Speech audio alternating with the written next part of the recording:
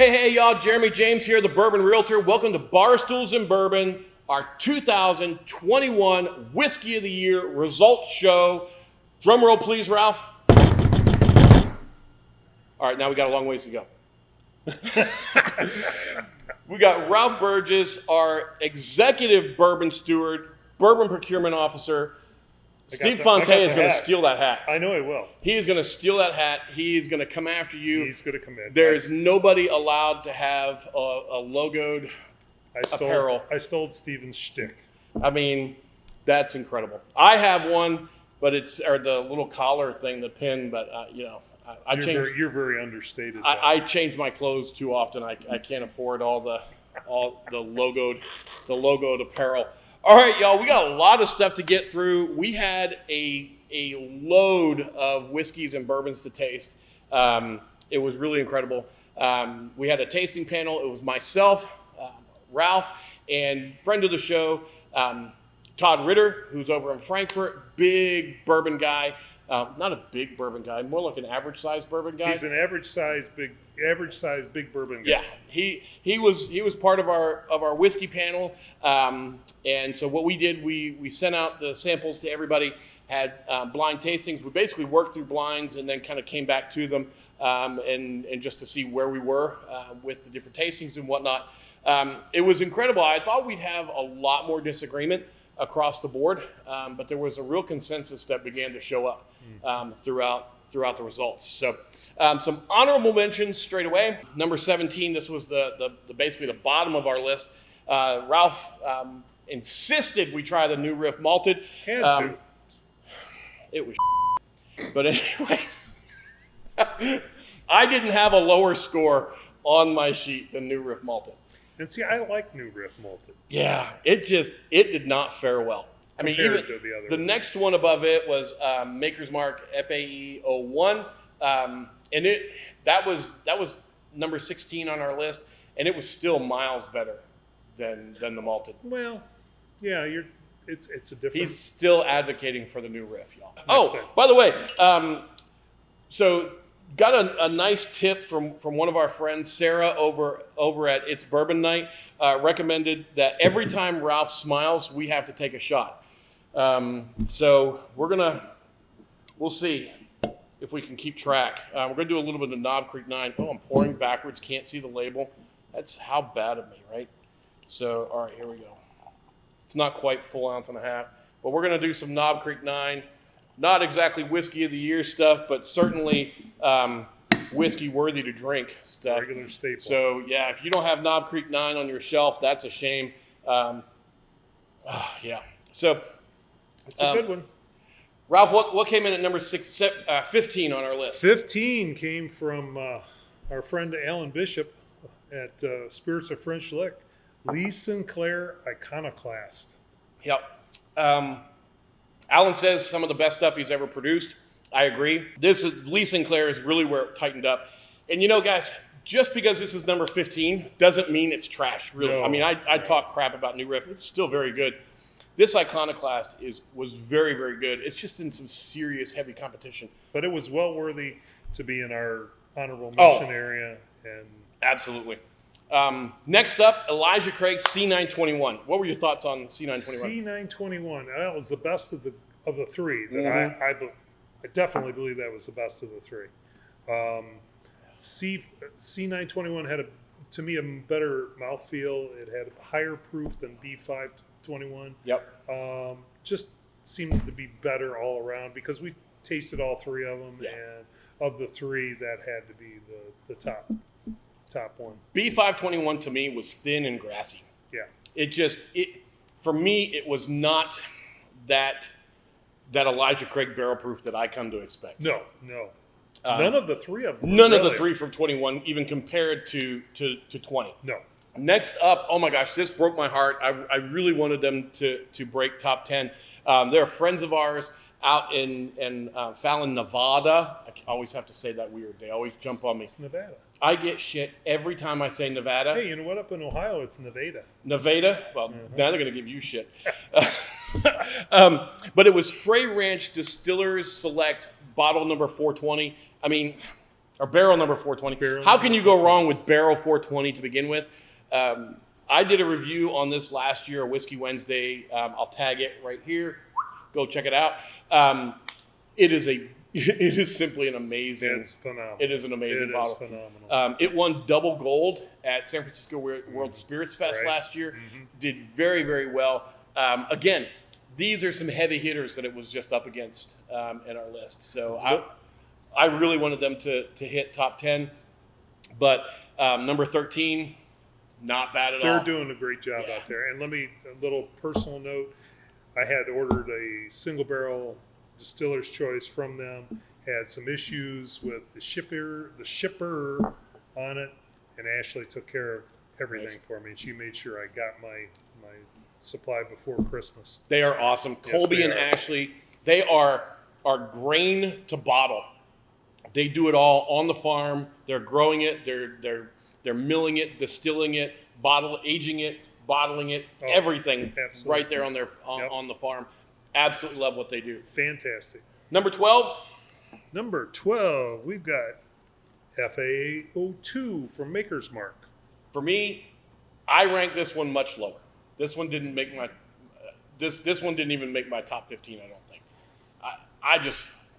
I liked FAE02 better than FAE01. Yes. I know Todd liked FAE01 better than 02.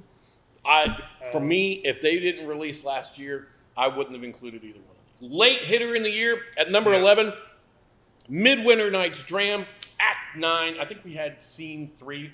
Yes, I think it was. Which is basically just like the day it was bottled or something like that. It's some weird designation. But Act 9 is where it's at. I really liked it. It ranked top 10 with me. They hated it. So, all the blame goes over here on Todd and Ralph. Just didn't hit me to where it was a top 10 contender. Our other honorable mention, and this is one that people will kick and scream about, and they'll holler, why didn't we have it and everything else. The reality is it is the 1st of February. What is it, February 4th, 5th? I don't know what it is. And we just got a sample of this one, and it's the Jack Daniel's Coy Hill. We would have included it, but our rankings were already done, and literally we got like an ounce and a half to split between two of us. Yes.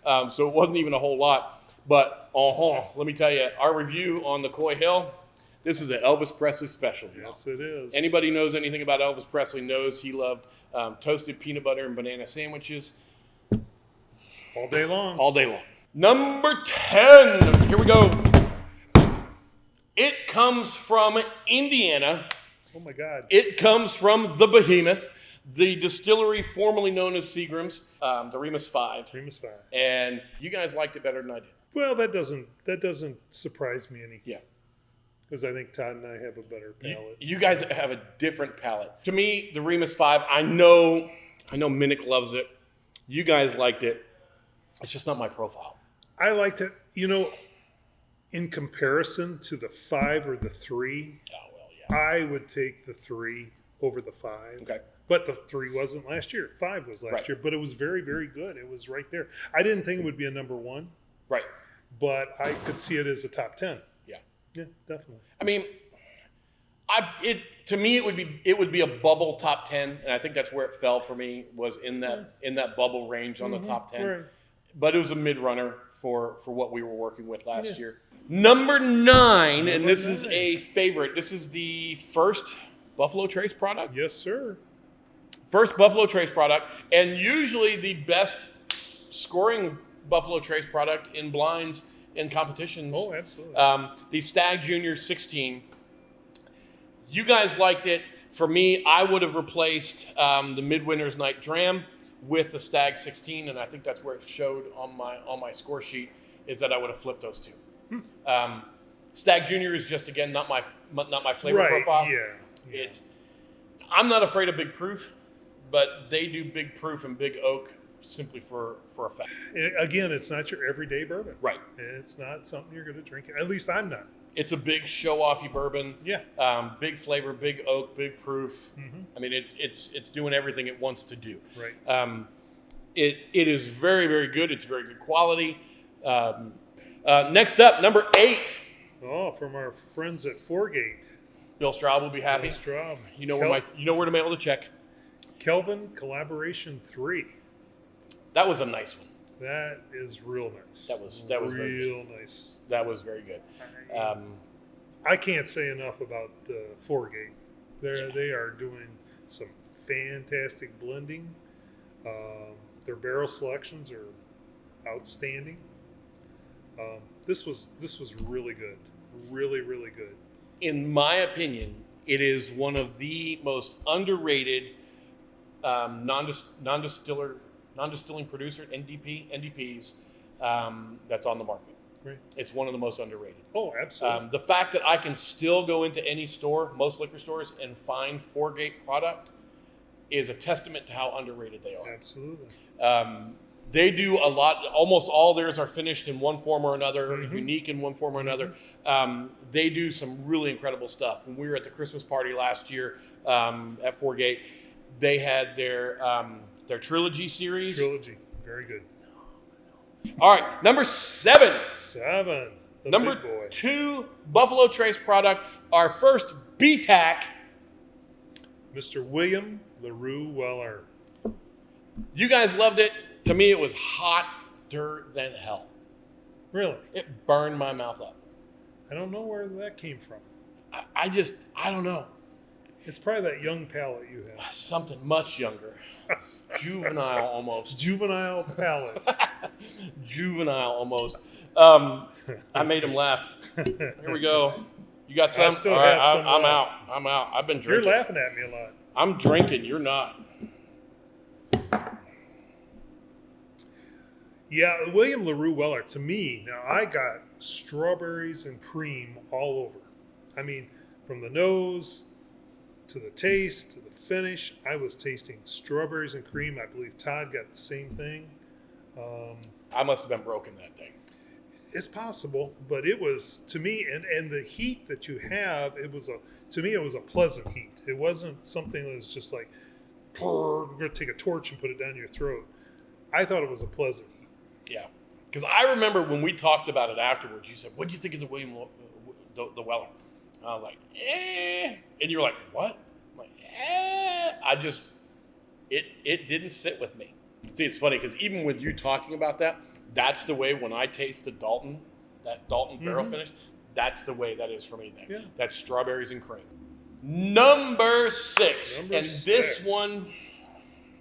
This one ranked higher for me. I had this one actually coming in at number 2. I really did. This one came in at number 2 for me because this one nails it for me across the board. Old Carter American Whiskey, 13-year-old. Oh, yeah. I went back to it yesterday. I was editing the review.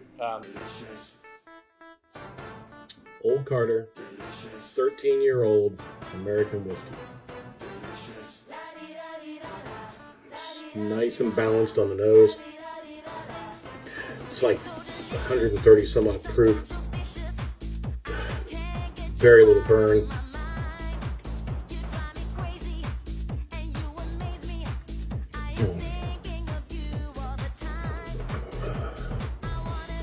It's like a creamy icing with cinnamon and nutmeg.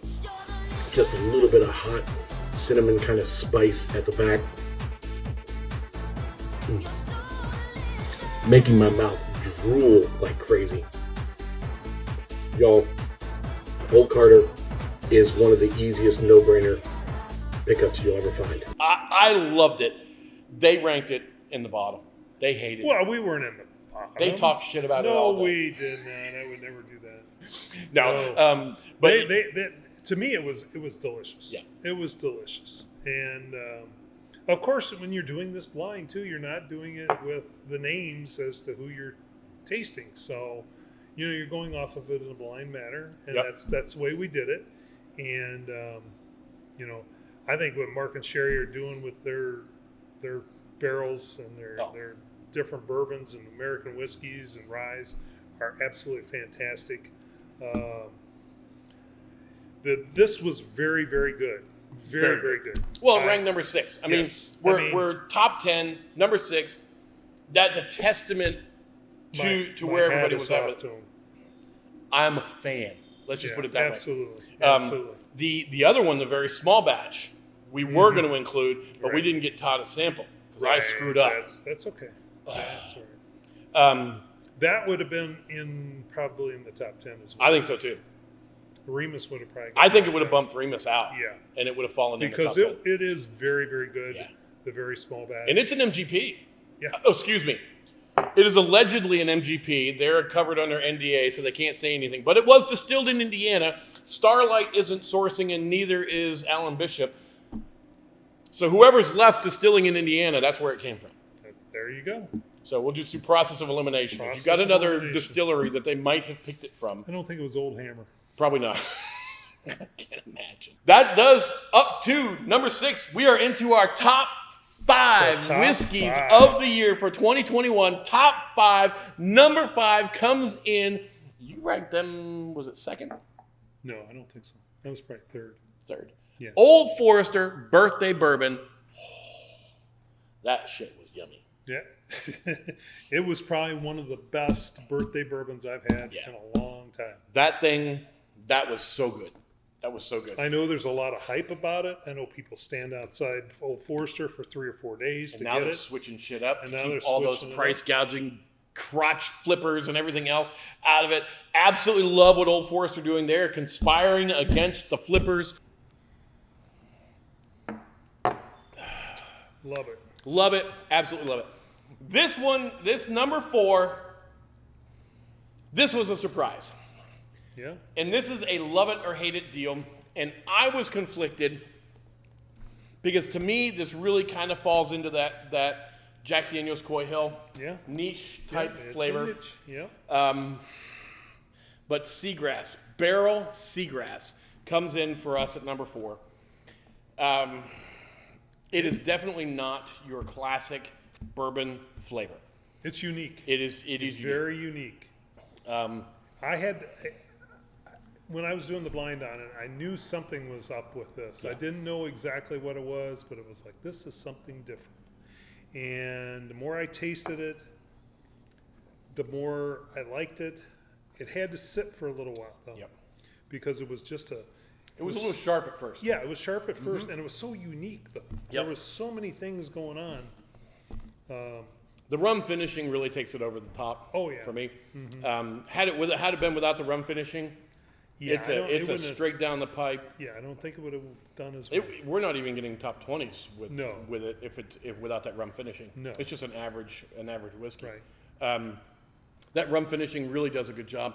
It adds that almost not quite a spiced rum character to it, but it brings that kind of more well-rounded sugary flavor and makes a nice sip. So that came in at number 4 for us. I think that for Minnick it finished at second, right? He was number 2. Yeah, and he said the same thing. You know, this is not an everyday grab, but at the same time, the quality was there. Yeah. And very drinkable, and findable. Try finding Coy Hill. Yeah, you're not going to. And now your top 3. This is the big ones. Thomas Handy. Thomas Handy finished at our top 3. It was excellent. Let me say, favorite rye of all time. Really? That's big praise. Favorite rye That's of big praise. all time. That was a delightful sip. It was amazing. Amazing. I'm not a huge rye fan.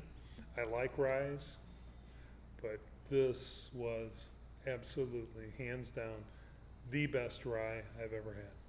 Most of these fell within that mid-pack. And Tom Handy was right there at the top of that big pack. And it really stood out. For me, I mean, it blew the Weller away for me. It just, the rye components really came out. It was rich and flavorful and deep. Absolutely. Very, very, very good. I was impressed with it. I don't believe in the secondary cost of it. No. Don't overpay for whiskey. We had basically 3 categories in our scoring. You had the FAE 01 and the New Riff Malted, which were the lame ducks. They just came in. I mean, they were not even contenders. in this thing. Then we had a pack of 11 that were tightly packed. Yeah, mid-range.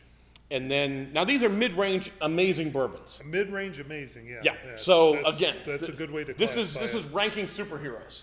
So there was a huge pack right in the middle, and two that were single digits. Yes. In the scoring, and we did lowest scores won, like golf. So we just ranked them. Whoever landed at number 1 got 1 point, and we just ranked them like that. Yes. We had 2 that were in single digits, and number 2, Four Roses single barrel limited edition. Yes. Oh my gosh. What a nice pour was that. Oh, absolutely fantastic. From appearance to nose, I mean, I do an ANTI, appearance, nose, taste, and an overall impression. Mm-hmm. Nailed all of it. Yeah, I mean, that was another bottle from that was donated to us by Todd Ritter, mm-hmm. and cheers to Todd. I knew it was going to be a good one. I knew once we got it in the blind, it was going to be fantastic, and would be in the top 3. Had a chance to win. Yeah, it did. It was that close. I think the winner was at 4 points, mm-hmm. and I think they were at 9. Yeah. Yep. It was that close. It was 5 points difference. It was very, very. You close. had him at number 1, I think. I had it at number 1. Yep, yes, you had him at number 1. I was that impressed with it, and it was delicious. Yeah, I think I had him at like number 3 or 4 or something like that. They ranked like there with me, and I think Todd had him at 2nd. Mm-hmm. I think so. The consensus was clear with them.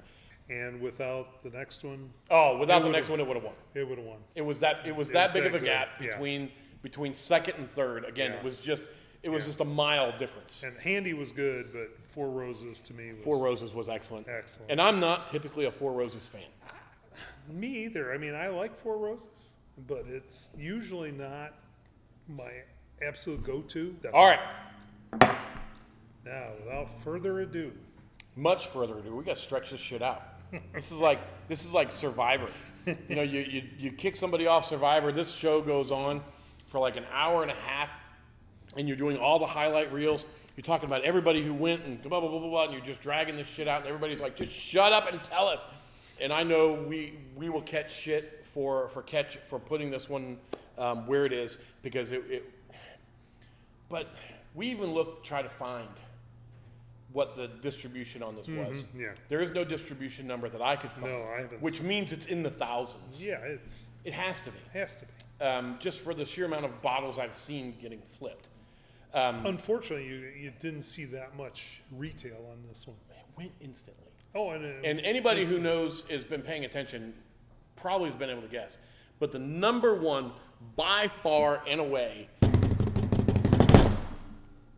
I called it in July. Hey y'all, Jeremy James here, the Bourbon Realtor with Barstools Bourbon. I don't know, is July too early to call the whiskey of the year? Maybe, but here's my call right now. Russell's Reserve, 13-year barrel proof. This is a beautiful little redhead. It's rich and thick appearance, coats the glass like motor oil. The legs stack on top of each other like dripping layers of cake icing. The nose is gently sweet and oak forward with some mint or pine with some spicy clove, like a cinnamon clove pastry. The taste is rich, warm molasses, vanilla. It's deeply flavorful. The thick, heavy, warm mouthfeel that heats your entire mouth leaves you with an extremely long, lasting finish and a nice, comfortable hug. This thing is freaking awesome. The complex flavors, the heat and long finish, it is perfection in a glass. My call, Whiskey of the Year, Russell's Reserve, 13. Yes, you did. Russell's Reserve, 13. Yes, sir. Y'all, let me tell you. He wasn't going to call it. I encouraged him to call it.